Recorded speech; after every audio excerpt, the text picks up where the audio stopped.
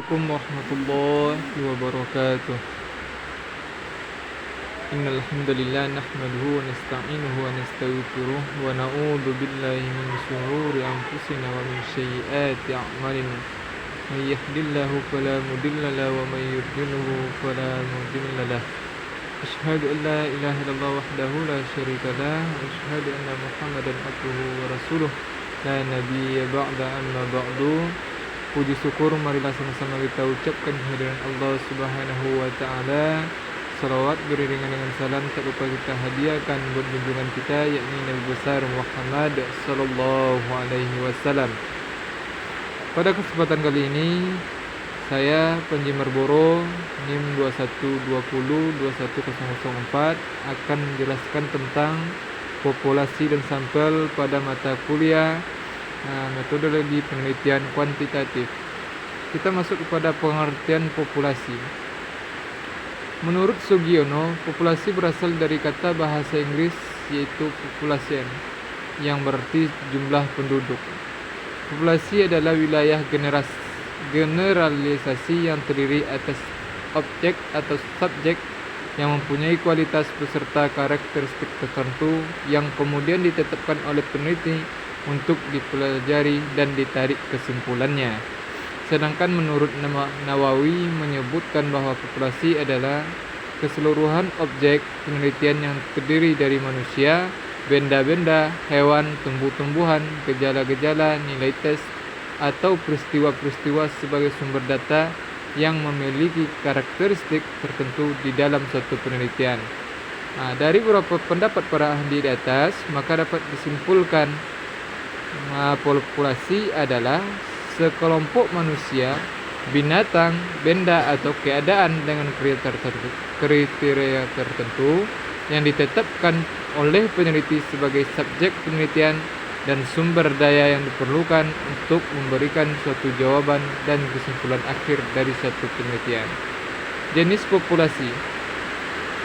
Populasi suatu penelitian terdiri berbagai jenis yang dikelompokkan dari jumlah populasi itu sendiri. Menurut Suhar Simi Arikunto, jika dilihat dari segi jumlah populasi dapat dibedakan antara lain menjadi dua bagian.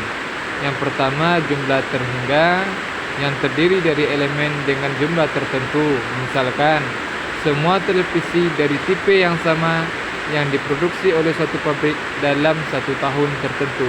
Itu dapat kita tentukan jumlahnya oleh yang dengan cara mendapatkan data-data dari perusahaan atau pabrik dari TV televisi dari TV yang sama yang akan kita lakukan penelitian, atau semua mahasiswa yang terdaftar mengambil mata kuliah penelitian kuantitatif. Jelas kalau mahasiswa S2 di IAIN Batu Sangkar yang lulus atau yang terdaftar sebagai mahasiswa itu mengambil mata kuliah metodologi penelitian kuantitatif. Yang kedua kita masuk jumlah tak terhingga.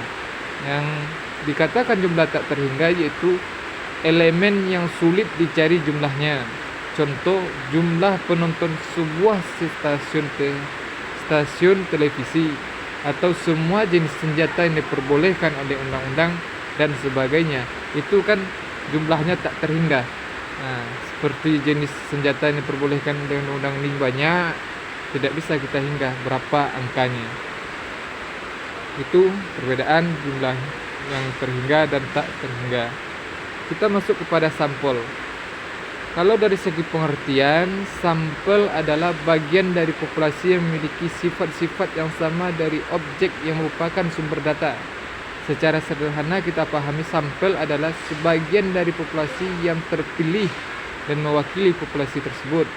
Sebagian dan mewakili dalam batasan di atas merupakan dua kata kunci dan merujuk pada semua ciri populasi dalam jumlah yang terbatas pada masing-masing karakteristiknya. Jadi menurut pengertian di atas, sampel adalah contoh yang diambil dari sebagian populasi penelitian yang dapat mewakili populasi. Jadi maksudnya itu sampel ini kita cuma mengambil beberapa bagian dari populasi, tidak semua. tapi beberapa bagian yang akan kita jadikan sampel untuk mewakili populasi tersebut. Walaupun yang diteliti adalah sampel, tetapi hanya penelitian atau kesimpulan penelitian berlaku untuk populasi atau kesimpulan penelitian digeneralisasikan terhadap populasi. Lanjut, alasan penggunaan sampel. Adapun alasan-alasan penelitian dilakukan dengan menggunakan sampel menurut Sutjana adalah sebagai berikut, yaitu ukuran populasinya. Yang kedua, masalah biaya, harus kita perhitungkan berapa biayanya. Yang ketiga, masalah waktu, berapa lama waktu yang akan kita gunakan untuk mengambil sampel-sampel dari beberapa populasi. Yang ketiga, percobaan yang sifatnya tidak merusak. Kita lakukan percobaan terlebih dahulu, apakah sampel yang kita ambil sudah lengkap atau belum. Yang kedua, yang selanjutnya masalah ketelitian, kita harus teliti dalam melakukan penelitian atau melakukan sampel. Dan yang terakhir yaitu masalah ekonomis, itu harus kita perhatikan dalam melakukan penelitian. Lanjut, teknik pengambilan sampel. Teknik pengambilan sampel atau teknik sampling adalah merupakan teknik pengambilan sampel. Untuk menentukan sampel yang akan kita gunakan dalam penelitian, terdapat berbagai teknik sampling yang digunakan. Macam-macam teknik sampling. Yang A, probability sampling atau pengambilan sampel berdasarkan peluang. Yang dikatakan dengan probability sampling adalah teknik pengambilan sampel yang memberikan peluang yang sama bagi setiap unsur atau anggota populasi untuk dipilih menjadi anggota sampel.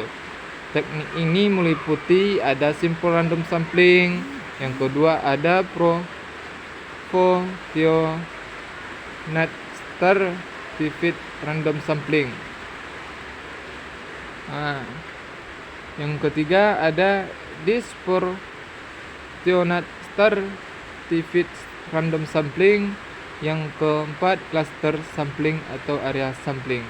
Kita masuk yang pertama, simple random sampling, yaitu pengambilan sampel secara acak. Yang dikatakan pengambilan sampel secara acak atau simple atau sederhana karena pengambilan anggota sampel dari populasi dilakukan secara acak tanpa memperhatikan strata yang ada dalam populasi tersebut.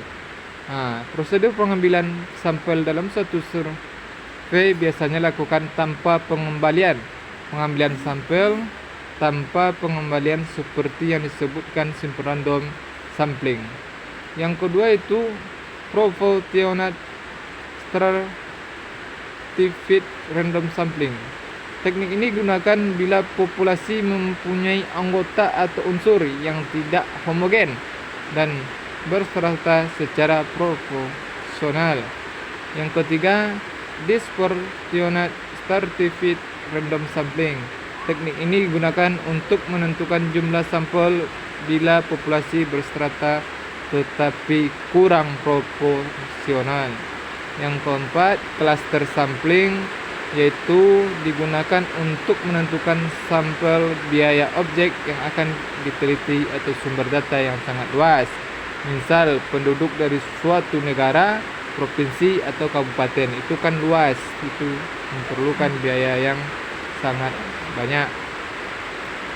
Lanjut, yaitu non probability sampling atau pengambilan sampel tidak berdasarkan peluang. Yang dikatakan non probability sampling adalah teknik pengambilan sampel yang tidak memberi peluang atau kesempatan sama bagi setiap unsur atau anggota populasi untuk dipilih menjadi sampel. Dengan demikian, sampel yang diambil tidak dapat dikatakan sebagai sampel representatif sehingga sukar untuk melakukan generalisasi di luar sampel yang diteliti. Teknik sampel ini meliputi ada teknik sistematis, adalah teknik pengambilan sampel berdasarkan urutan dari anggota populasi yang telah diberi nomor urut. Yang kedua, sampling kuota adalah teknik yang digunakan untuk menentukan dari populasi yang memiliki ciri-ciri tertentu sampai jumlah yang diinginkan.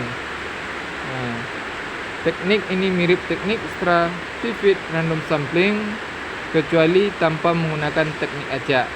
Yang ketiga, accidental sampling, yaitu pengambilan sampel secara kebetulan. Adapun teknik penentuan sampel berdasarkan kebetulan, yaitu siapa saja yang secara kebetulan bertemu dengan peneliti. Bertemu dengan peneliti dan merupakan atau memasuki syarat-syarat untuk dimasukkan ke dalam penelitian. Yang keempat, sampling purposive. Dalam teknik ini, siapa yang akan diambil sebagai anggota sampel diserahkan pada pertimbangan pengumpul data yang menurut dia sesuai dengan maksud dan tujuan penelitian. Yang kelima, sampling jenuh adalah teknik penentuan sampel bila semua anggota populasi digunakan sebagai sampel. Hal ini sering dilakukan bila populasi yang relatif kecil, kurang dari 30 orang. Yang terakhir yaitu snowball sampling, pengembalian sampel seperti bola salju. Ini teknik penentuan sampel yang mula-mula jumlahnya kecil, kemudian membesar. Dalam teknik ini pengumpulan data dimulai dari beberapa orang yang menjadi sampel mereka, kemudian menjadi sumber informasi tentang orang-orang yang juga dapat dijadikan anggota sampel dan selanjutnya. Itulah pembahasan kita tentang populasi dan sampel pada pertemuan kali ini.